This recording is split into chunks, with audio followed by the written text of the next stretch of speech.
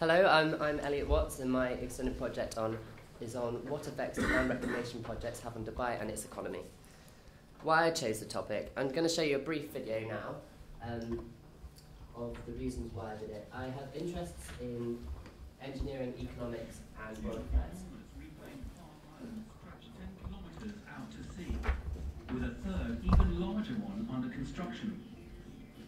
These mini-cities took 6 years to create, using millions of tons of rock and sand. The Palm Jumeirah. This is the most successful land reclamation project in Dubai, mainly because it's the only one with inhabitants. The total cost of the project was $12.3 billion, and it was created using 7 million tons of rock. It's the self-declared 8th wonder of the world, although many people would like to contest this because quite a lot of people like to be the 8th wonder of the world. It has boosted tourism in Dubai because it's very attractive, and there's 28 hotels. It was completed in 2006, and since it has had 8,000 households. It still had high numbers of visitors visiting it, and it shows what an impact the Palm Jumeirah has had. Conversely, my next topic is on the World Project. The aim of this project was to complete 300 artificial islands in the shape of the world. It's so prestigious that the people would have to be invited to buy the islands. The world's 7 principles are for it to be bespoke, so that you could create your own vision, for it to be grand, for you to measure, so that you could measure your dreams against reality, for it to be rare, for it to be visceral, so that it's an exciting once-in-a-lifetime place, for it to be intelligent, magical, and for it to leave a legacy. It was completed in 2 stages, the first stage being the land reclamation, and then the second being the development of reclaimed land. The development of the project. This is what one of the islands looks like at the moment. As you can see, it's a very nice property, and I'd very much like to live there. However, this is the only island which has been finished. The first stage was completed in January 2008, when the final stone was laid by the director of the World Project. This island is reportedly owned by His Highness Sheikh Mohammed bin Rashid Al Maktoum, who is the ruler of Dubai and Vice President of the United Arab Emirates. It makes me question why the other 299 islands have not been built on, because they were completed 3 years ago. I can't think of a reason why people would not want to develop on their lands which they've already bought. So maybe there must be a problem with the thing and with the actual islands themselves. Although this house looks pretty nice, it's on the world's largest building site, so maybe it's not so nice after all. What's happening now with the World Project, not just generally the world? There is a lawsuit happening where there are claims that the islands are sinking back into the sea, and that some of the islands are merging together. As you can see in that picture, the islands don't look quite as appetizing as they did in the advertising videos. This would be very bad news for the reputation of Dubai, as people would not want to invest in islands if they didn't think they would last. However, despite this, recent news has suggested that the German group Kleinheis has recommenced work on Europe, on a project called the Heart of Europe. However, this has not been confirmed as true. This is just speculation. Despite this, I believe that it will be a long time before the World Project can recontribute to Dubai's economy. It has taken a lot of money out of Nakheel's funds, and Nakheel had to stop trading in 2009. I'll move on to Nakheel now. Nakheel Properties it means palm in Arabic, although it is responsible for other projects. It's a large company, which I've already said is responsible for the construction and planning of the Palm Jumeirah and the world. It is part of it's a real estate arm of the state-owned conglomerate Dubai World, which is not to be confused with the World Dubai. It's quite confusing. They stopped trading in late 2009. However, soon after, a statement was released on their website of what their plan was to restructure their debts. They are currently undergoing a recapitalisation plan to fulfil their obligations to both creditors and investors. That is John O'Dolan. He is the CEO of Nakheel.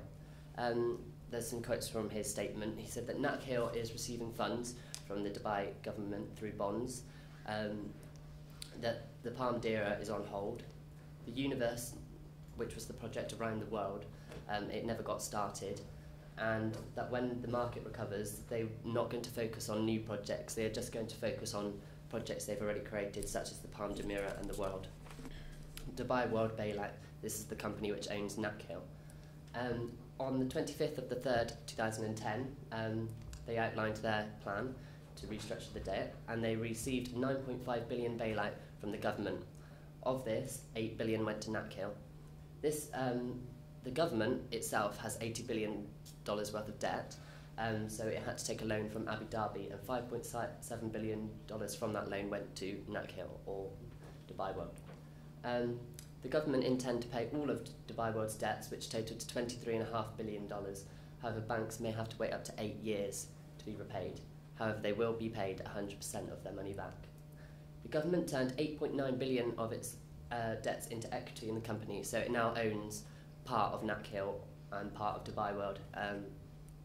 Investors have also been asked to wait to get their money back so that they don't have to immediately take them demand their money.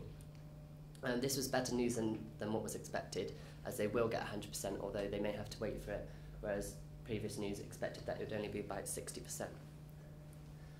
It's good for the reputation of Dubai and the long-term economy of Dubai. The Nakheel and Dubai World are selling some of their assets as well. British banks are owed up to $2 billion by companies in Dubai. It's good for creditors and investors as they get 100% of their money back, and it shows what good news it is, because on the day that this news was announced, the stock exchange went up by 4.3%. The government, by it taking $8.9 billion into equity, it shows how Dubai are preparing for the long-term security of Dubai. Dubai does not need to accept any more money from Abu Dhabi, which is also a good thing, because they don't want to take on any more debts and be in debt to their oil-rich neighbour, Abu Dhabi. Here's some, it's an example of how Dubai's ambition to build more archipelago to look impressive to the rest of the world has landed it in economic jeopardy. The Palm Jebel Ali was the one which was seen that wasn't completed yet. This news was released last week, so it shows what a relevant topic it is and how up to date it is. But Nakheel has offered to refund all money to investors in the Palm Jebel Ali, either through credit swaps to other investment opportunities, or they would get full refunds by 2018. This project will not be scrapped, however, no work will be done on it in the near future. Pride before a fall. This is my main conclusion from Dubai. I believe that it's very egotistical in the way that it's tried to expand, and I think that is why it's led to its misfortune. I think they tried to do too much too soon. The egos of the leaders wanted to make Dubai an international hub for modern engineering, and I do not believe that it was fair on the contractors or the creditors in Dubai. Dubai's economy has suffered due to the risks that Nakheel has taken on by doing these projects, and it's put a burden on the government to support this, and I don't think this was fair, and I don't think that the land reclamation projects which they have done have contributed to the economy. They've only taken from the economy. Despite this, the Palm Jumeirah has contributed to the economy through tourism, and it also has many commercial units, and it's generated lots of jobs as well. The other land reclamation projects have the potential to bring the same interest that the Palm Jumeirah does, and this was shown by the investment which people have put into this. However, the economic climate in which Dubai tried to build was not strong enough, and they tried to create too much too soon. What I have learned from my extended project: I have learned that I can work independently, and I've kept my essay skills up to date. I believe that I've achieved the aims of my extended project and done it in research into the areas that I wanted to. Any questions?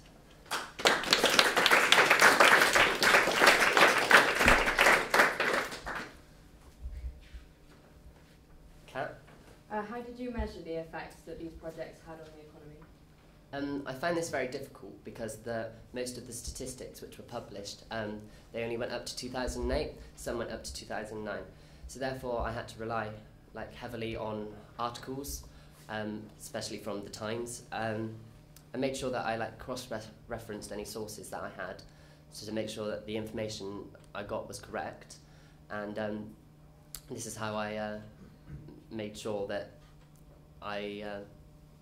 that's how I measured how the projects affected the economy. By cross-references, I had to make sure there was no rumour involved. Laura? So did rumour or any bias affect your conclusion at all, having said what you've just said? First of all, I don't think bias affected my project at all, mainly because I'm so distant from Dubai, unfortunately. I haven't had a chance to go there, and I don't think it makes any difference to me whether the land reclamation projects do help the economy, so therefore I don't think there's any bias. I think there could be some rumour involved, because other giants in the real estate world in Dubai, like Imar Properties, they could want Nakheel to do badly, so that they invest in Imar, not Nakheel. Had a quote somewhere about how the Sheikh, who's the ruler of Dubai, he believed that they've created a fertile environment for rumours to thrive, but they must not allow this to happen in the future. As we've seen that it's obviously failed, at least for the moment, would you blame that mostly on the economy at the time, because people haven't built on houses, or the structures themselves, because you've said that they're not sustainable? Well, that's an interesting question. I believe the economic climate was probably the biggest factor, because in normal situations, like when the Palm was built, it worked. I think that the world would have been fine if it had been updated as soon as it was completed in 2008, and because it hasn't been developed for 3 years, maybe that's why it is starting to sink back into the sea. I don't think that it's put a drain on the economy because they weren't very good. I think it's because of the economic climate. Mr. White? What would you say to those who might say that Dubai actually is sort of an insipid, tawdry, shallow place that got exactly what it deserved, bearing in mind that it really has no loyalty whatsoever to its Arabic roots, especially in terms of its architecture and so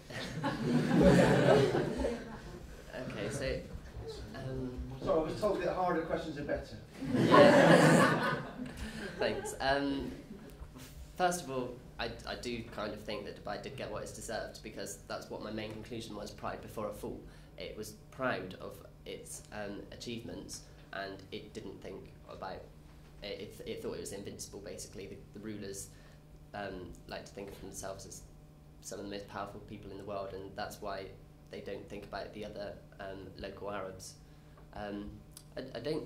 I think quite a lot of the architecture is new in Dubai. However, some of the buildings they tried to create in an authentic style. Any more questions? Alexi? Is there any future in land reclamation in other areas like Europe, or do you believe that the third Dubai has scared investors away? As I said at the beginning of the presentation with Van Oord, they're currently doing a project in the Netherlands on reclaiming land, and I believe that Van Oord haven't encountered any financial loss, so I think there is still potential in reclaiming land. There's a 7-star hotel planned in Iran on an island called Kish Island, which is also used reclaimed land, and that's intending to be the best hotel in the world. So I think maybe there is future in land reclamation projects, maybe just not so many. Jacob? Do you think that it could have succeeded in Dubai if Dubai had economic backup like Europe has the European Union? Do you think it would have been more successful if Dubai had something to fall back on like that? It did kind of it did have the United Arab Emirates to fall back on. However, it wasn't fair for Abu Dhabi to fund Dubai's projects, so that's why Abu Dhabi have taken some equity in the projects in Dubai. They now own part of Nakheel as well as the government, so Nakheel has completely gone. I think maybe if there was a larger backing of finances, I still don't think it could have succeeded, mainly because of the economic climate, and I don't think there is enough money. We're talking of billions of pounds, billions of dollars. That's lovely. Thank you very much. Okay.